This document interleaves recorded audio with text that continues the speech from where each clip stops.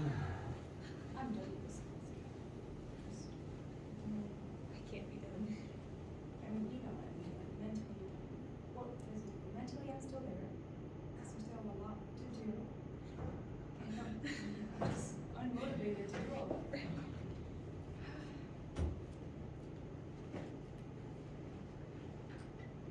I feel like I was going to say something, and I don't remember what it was. Was it Happy Monday? Yeah.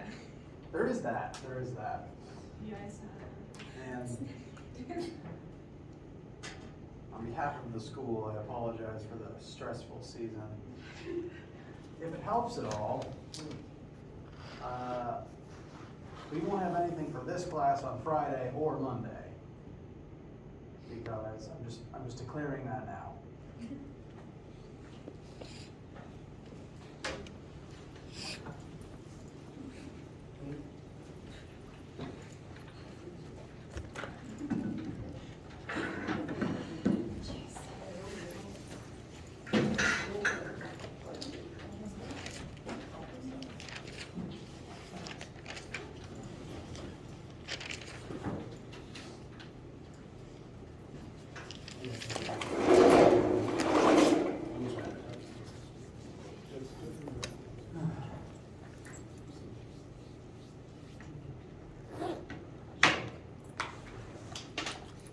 I'm going to restate who just walked in. Hello, good morning.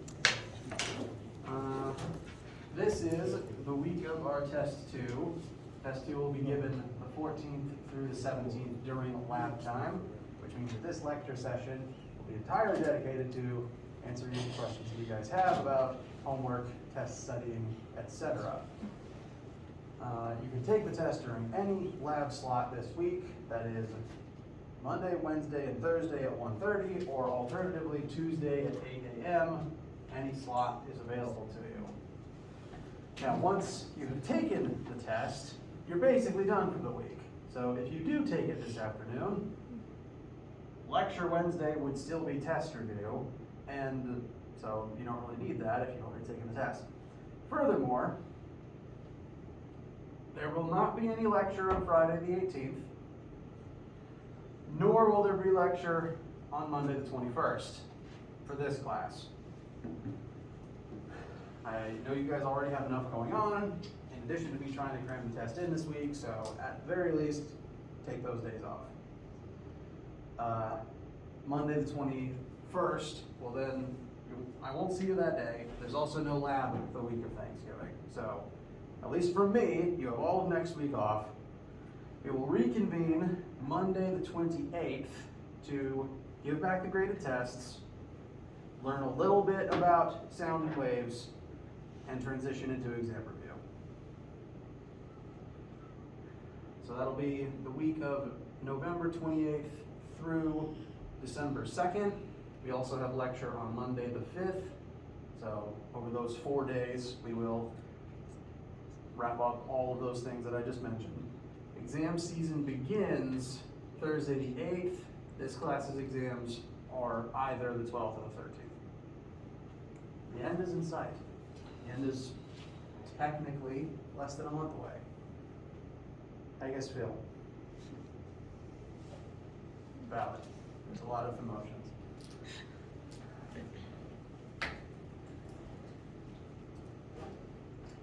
Any issues with no lecture Friday or Monday? All right. You guys won't have anything to do over the break for me, unless you just want to review for the upcoming exam. I'm fully in favor of just taking the break, because I need a vacation, so I assume you guys do too.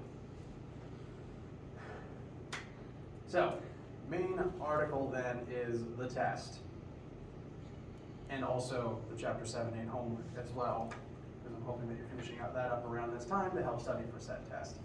How do you guys feel? What's on your minds? Yes? In Chapter 7 homework, 4. Yes. So, as a reminder, 4 B and C are bonus points. You don't have to do them necessarily. I will load it up and we can talk about it, but I'm just pointing that out. I did figure out how to code bonus points question details. So you will see in this teacher version, or this sample version, this question is only worth 1 point total. That is for the first part. So you can leave B and C blank and they won't affect your grade at all.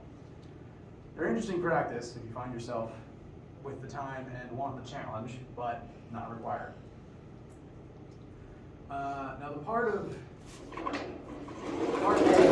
I do want to discuss,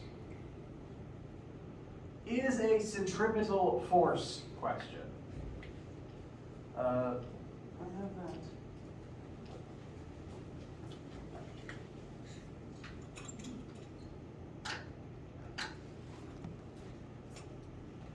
We have a cue ball on the end of a string, simulated by this handle on the end of a string.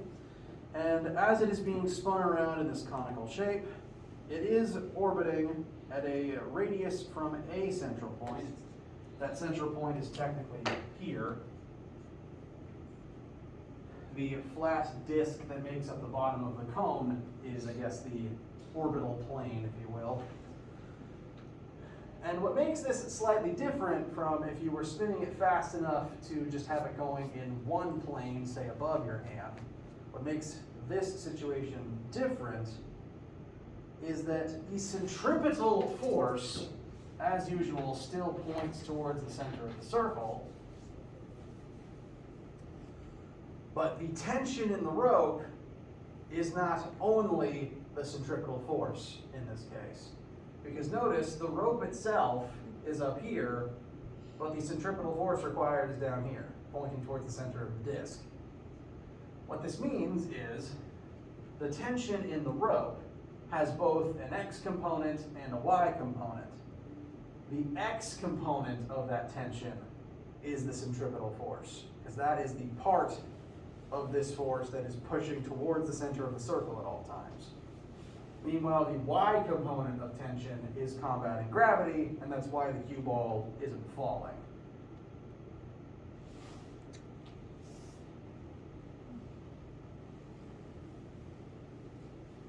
How does that feel so far? Where's the Y component? Well, so you see the physical rope here. Since the physical rope is tilted at this angle, it's not hanging straight down. The physical rope is tilted, therefore the displacement of the rope has both an X and a Y component. And since the tension in the rope has to be in the same direction as the rope, the tension in the rope would also have an X and a Y component. So technically, there's these two similar triangles overlapped on top of each other. The physical rope makes up a physical triangle where the rope's length is this hypotenuse, and where the X component is the radius of the circle. Meanwhile, overlaid on top of it is a similar tension triangle. The tension in the rope, is at the same angle as the hypotenuse of the string itself. And the X and Y components of that tension make up, again, the centripetal force and the vertical force that combats gravity. Did that explanation help? Yeah. Okay. Now, what part A is asking, the thing that part A is asking you for is the speed of this sphere as it rotates, the linear speed, so V. The formula I'd recommend, centripetal force equals mass times linear speed squared over radius. You're told the ball's mass, you want velocity, so that means you need to figure out something to plug in for centripetal force and for radius. The centripetal force will, again, be equal to the X component of your tension, and the radius is the X component of this triangle, with the string's length as the hypotenuse. They're both 30-degree triangles. It's still 30 degrees in the same section. These two things are overlapping through the same string.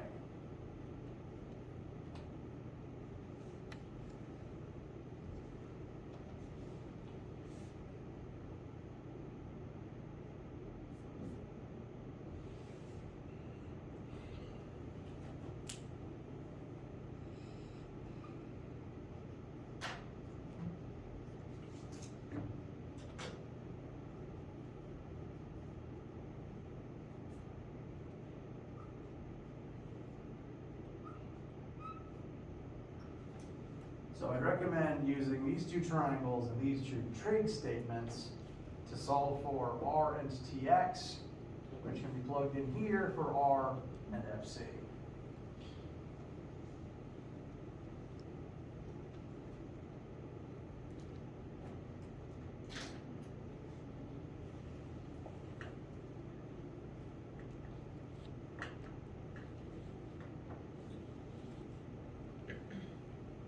Does that help with what you were wondering about? I'm realizing now I didn't actually ask what about this you wanted to discuss. I think so. Okay. This is a different setup. The angle does add a complication. The fact that it's a cone instead of just a flat disk adds a complication. And since that makes part A weird enough, that's why B and C are bonus points now.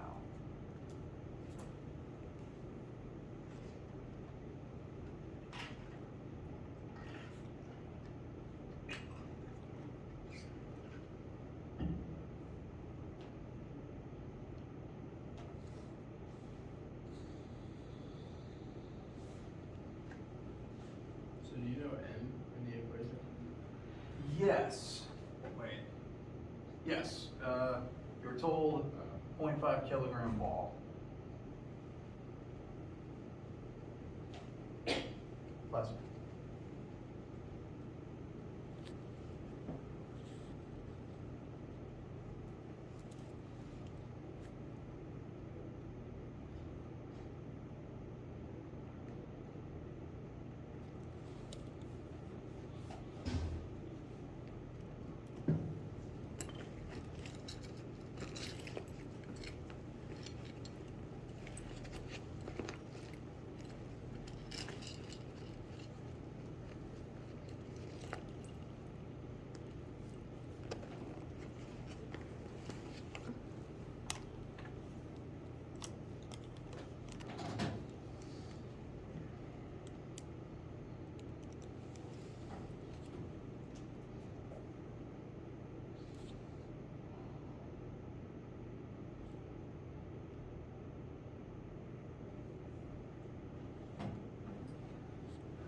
We have time, and if anyone has a different question they'd like to focus on, do chime in. But I can go ahead and work this through with my sample numbers as well, if that helps.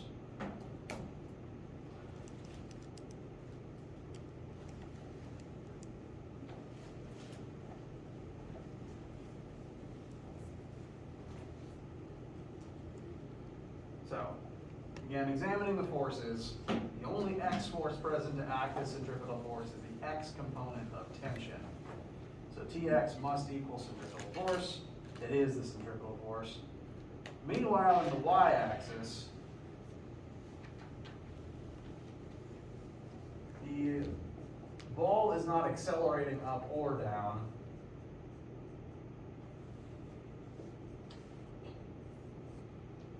So sum of the forces in the y-axis, gravity down plus tension y up equals 0. Therefore, they must end up being equal and opposite to cancel out that way. So even though we weren't told Ty, we know it must be equal and opposite to the weight of the ball. So we can use that to get a number for Ty to plug into this analysis and find a number for Tx. Even though we don't know tension, we do know we can approximate a different side of the triangle. And as long as you have one leg and one non-right angle, you can figure out everything else.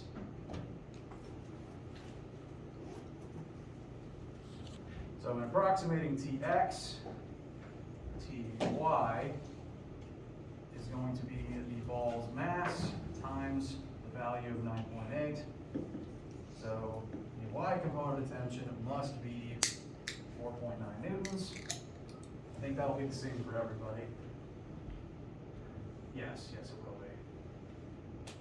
So that then goes there.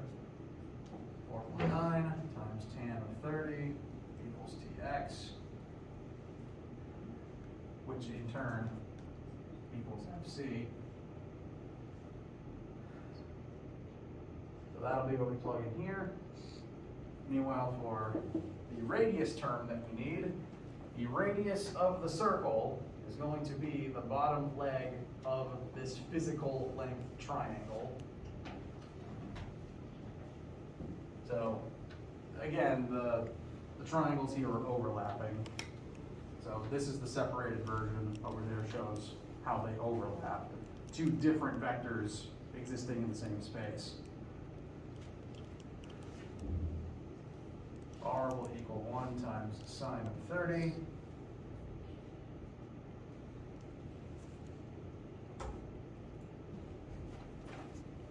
Oh no, my radius is 2. Pardon me, my numbers have changed. Sorry. The 1 was from a previous time I loaded this question, but every time I load it, it re-randomizes the numbers. I'm sorry.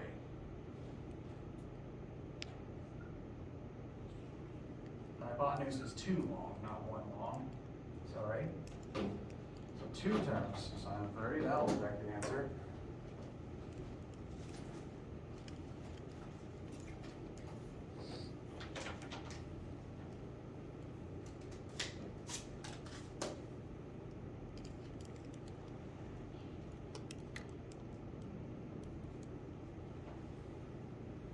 R equals 1 meter. 4.9 times tan 30. Tx will be 83 newtons, which in turn is what we can use for FC. So, plugging those numbers into centripetal force, we'll have 2.83 equals our mass of 0.5 times v squared over our radius of 1.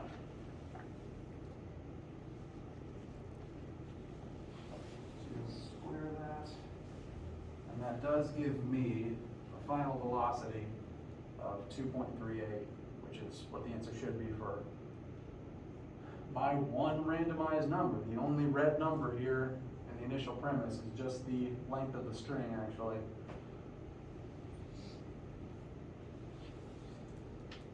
So the angle and the fact that this is making a cone is what complicates this one. If the ball was just swinging faster and if it was just occupying a horizontal plane, then you wouldn't have to deal with the angle. The tension in the string would just be the centripetal force. So just want to address that because this is there is still an orbit going on here, but the angle of the rope adds that wrinkle. And the angle of the rope is not something that will be reflected on the test, so I want to focus mainly on just the centripetal force part. There will not be a cone question like this on the test itself.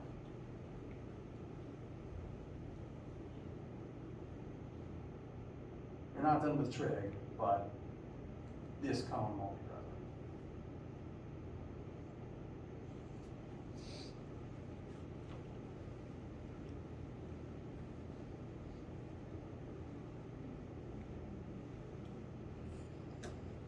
Yes. Is all of number 2 bonus points, or is it just 2B? 2B is bonus points. 2A, forgot which one that is. Okay, 2B is bonus points, specifically because of the amount of algebra that it takes, which we talked about in this section, I think. 2A, for 2A, you are specifically told how far the two outer objects are away from the middle object. So you just calculate the gravity from each object on the center one separately, and then subtract them from each other since they're pointing in different directions. So do 2A. 2B is optional, takes a lot of algebra. Only worry about it if you've got the time and the want.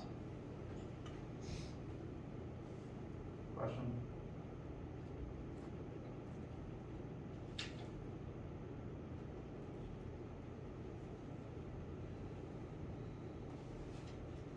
Can you show the setup for number 2A? Sure.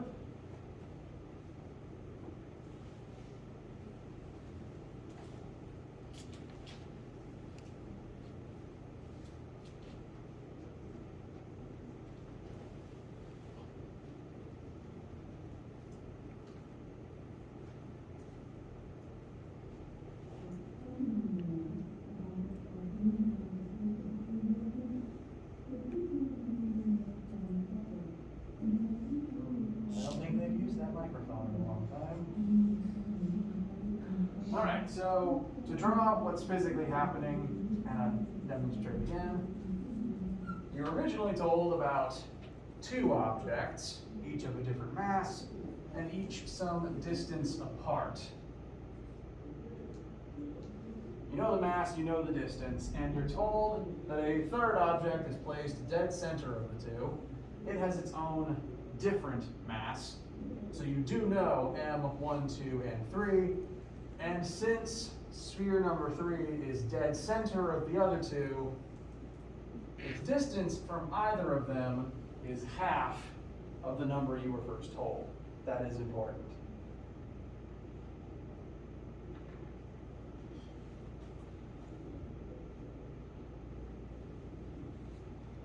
So, sphere 1 is pulling this way on sphere 3.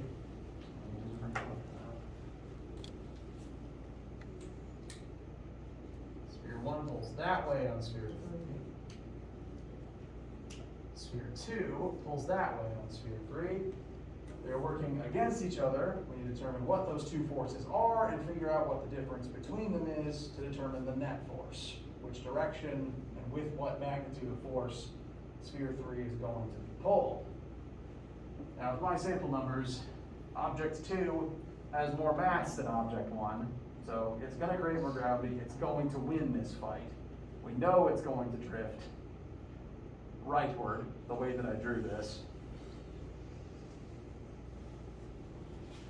And here, for the direction, it specifies towards the heavier object as the answer.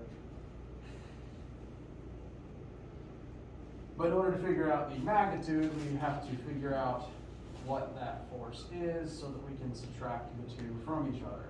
So I'm labeling this force of gravity object 2 on object 3 and force of gravity object 1 on object 3.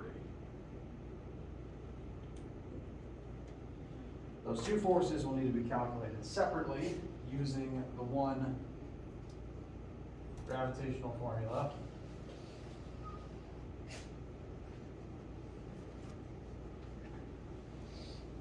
This formula will need to be used twice, once with each specific pair of masses and the half radius. So FG1 acting on object 3. G is always the same. Object 1's mass is 300 kilograms. Object 3's mass is 4.7 kilograms. The initial distance given is 0.38. But that needs to be cut in half since object 3 is dead center of the other two objects. So whatever your R is, you need to cut it in half before putting it in either of these formulas. And you need to make sure to square it after you've cut it in half. Be careful with your order of operations. The other force, mass 2 acting on mass 3, will look very similarly. In fact, the only variable that will be any different is the mass of object 2 itself, since object 2 is the same distance away as object 1 is. 4.7? No, 47. Where did I write that?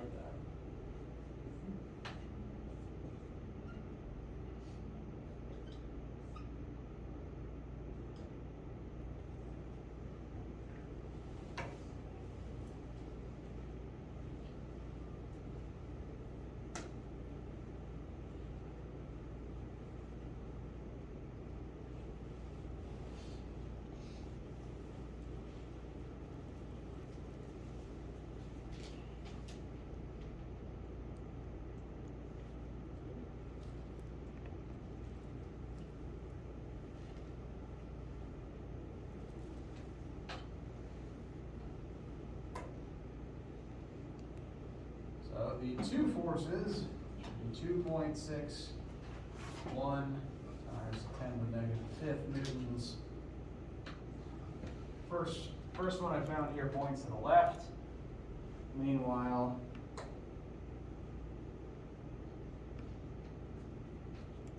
The second one will be double that to the right. It's being created by an object with twice as much mass.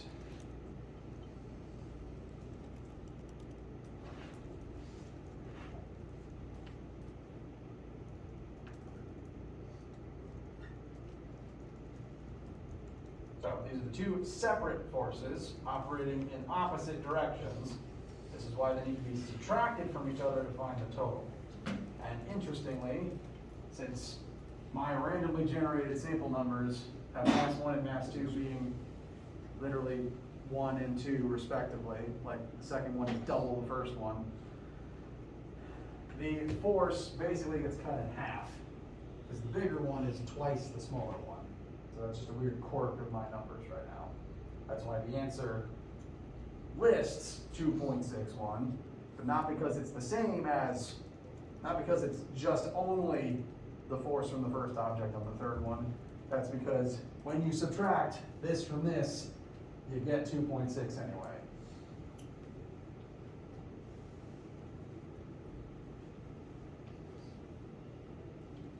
So unless your masses are also doubled like that, unless your M1 and M2 are related in the same way, your answer shouldn't come out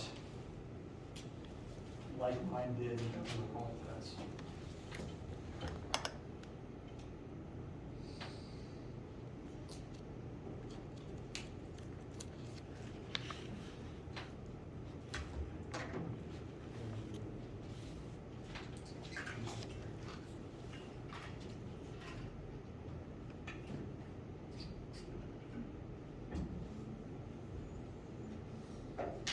Does that help with this one? Yeah, I added them. I didn't subtract. Okay. I mean, technically you are adding them, it's just one of them has to be negative because it points the other way. That's the distinction. What else are you guys feeling? Do you mind going over number 8 on the practice test? I do not mind. Let's load up that document.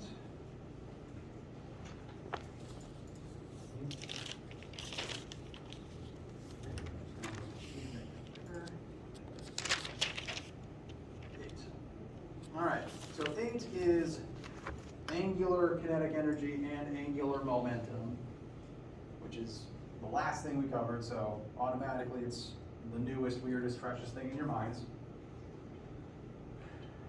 We have a gear, solid disk of known mass and known radius, spinning at a known initial angular speed of 30 rads.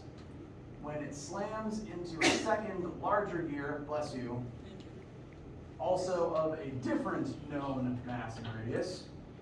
Since we know the shape of each object and their mass and radii, we can find both of their moments of inertia.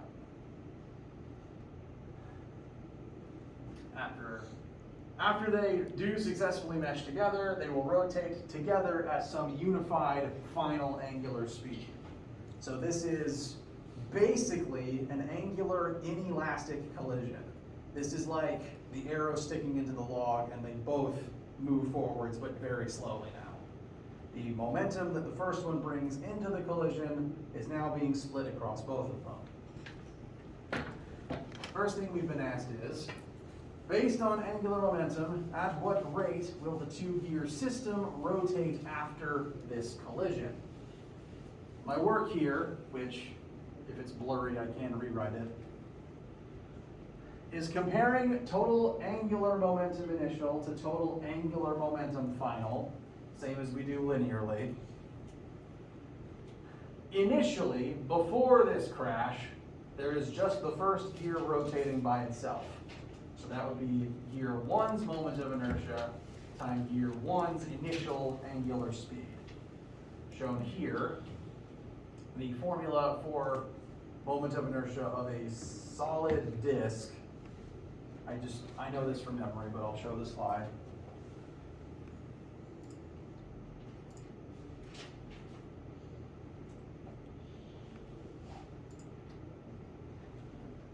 Solid disk is 1/2 mass times radius, so that's the version that I put into the formula.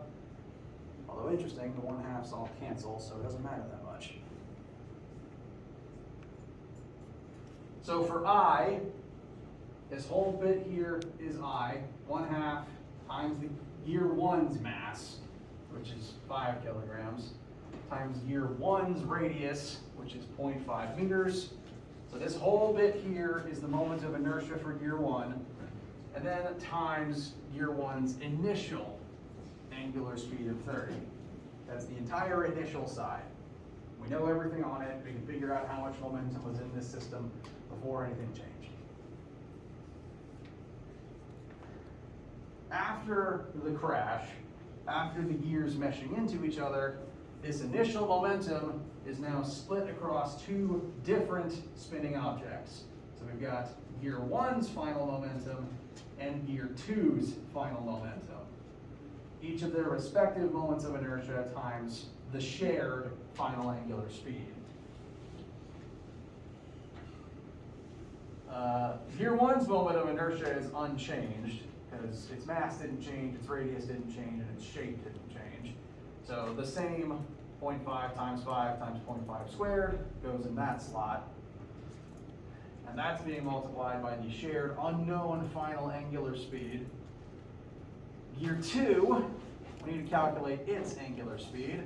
So that would use its mass of 20 kilograms and its radius of 1 meter squared.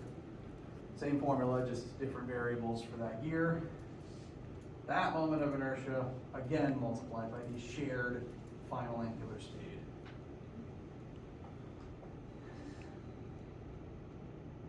All right so far? Okay. Logistically, it's just like the linear inelastic collisions, but with the added complexity of dealing with moment of inertia. Since it's inelastic, since they're moving at the same final speed, this omega f is the same variable twice, so that's the one thing to solve for. We can distribute it out of those two terms, which is what I'm attempting to show here. Distribute the omega f out, and then these two things would be the moments of inertia left by themselves to be added together. I did cancel out all the 1/2s, so if you kept those in, all of these numbers would be half as big, but whether you cancel them or not is just up to you. I canceled them because every single term here had a 1/2 up front. You could leave them in though. With me canceling all the 1/2s, these are the numbers I get on the initial and final side. On the final side, these things inside the parentheses just need to be added together. That would be omega f times this sum, divide both sides by the sum, and then whether you took the halves out or not, you should get a final angular speed of 1.76 rads per second. Notice, that's a lot slower. The one, a very fast gear, had to combine with a gear that was much bigger than it, and now they're both moving very slowly. Again, actually pretty similar to the arrow hitting the log.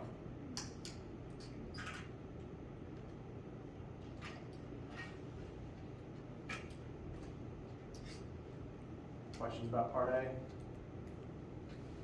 Okay. Now part B asks, how much rotational kinetic energy was lost in this collision?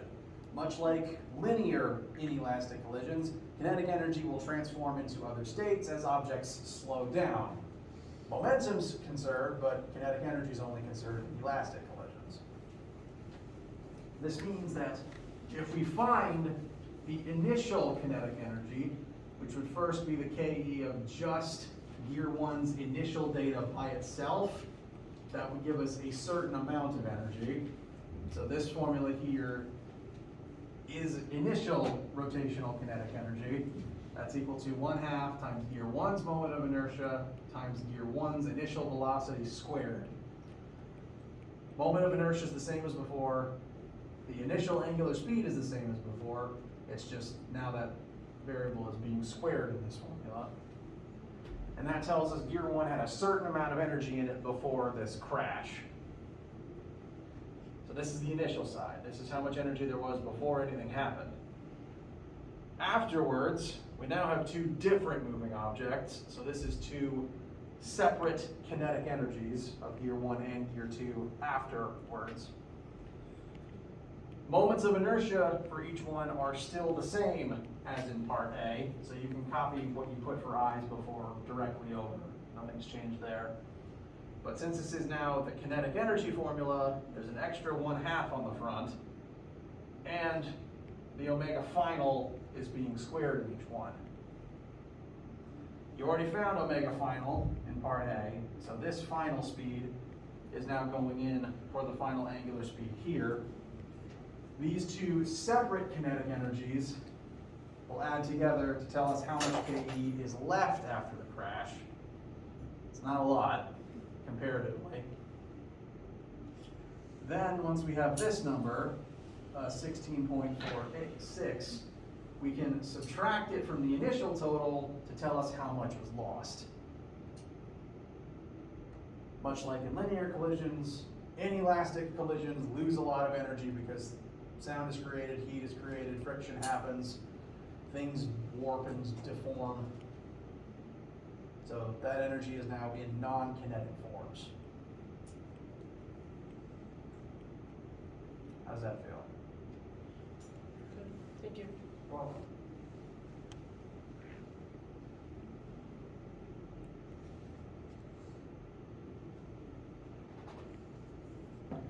yes.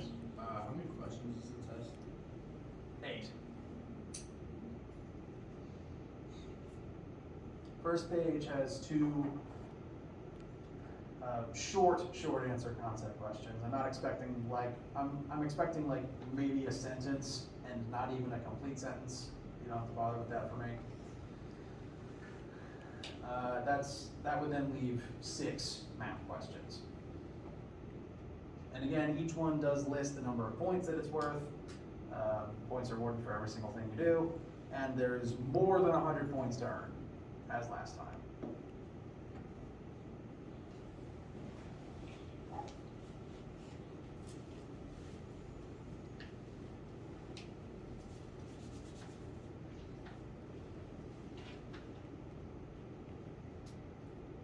How you guys feeling?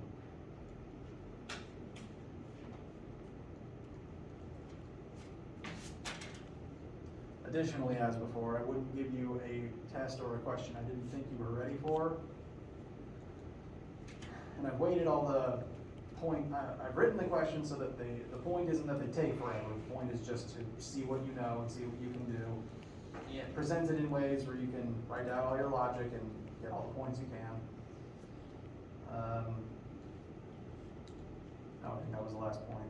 I always keep thinking there's something more to say, so I just keep talking, and then I just keep putting my foot in my mouth.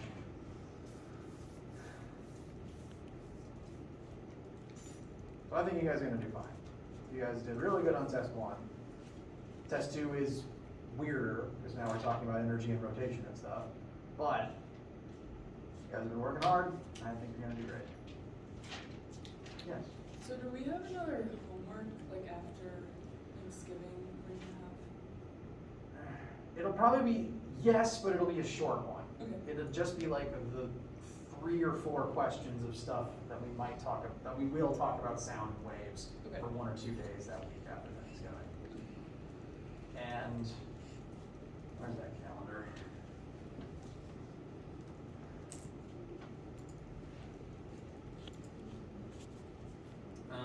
Our first day back from Thanksgiving, where I will actually see, first day back from Thanksgiving is 28th. That day will probably be test being given back day. That's my hope. That means that scattered between Monday and Friday of that week, we will talk for at least 1 full lecture about sound and waves, namely standing waves and what defines a wave, how that applies to sound as well. I'll make the homework visible around that time. I think the last day that homework is allowed to be due is Wednesday's reading day. So all assignments should be due no later than Tuesday, I think. So I'll probably set it due it'd be very short. I'll put it due around this time, so we have time to talk about it before it's due. And again, like 3 questions about sound concepts, that's mostly it. We'll also have a lab that week, and that lab will probably be where we talk about it the most, because I'm planning to do an actual like standing wave setup where you can tweak a generator and create a visible wave on a string. So that should be like the main thing we do to help learn those concepts. Yes? Do you have any formula sheets? I do, because I ran off one for each person at test one, even though a bunch of people already had them. So there's a big pile of them up here. Printed nice and big. A few of them might be missing a page, but most of them, it's got every page, it's got this image on it. So, big old pile of them right here, they aren't going anywhere. You can grab one now, you can grab one for the test, whatever you like. That's basically the end of the period. So if you got somebody who don't let me stop you. If you want to stick around to ask more questions, do please. And I will see you Wednesday for more study.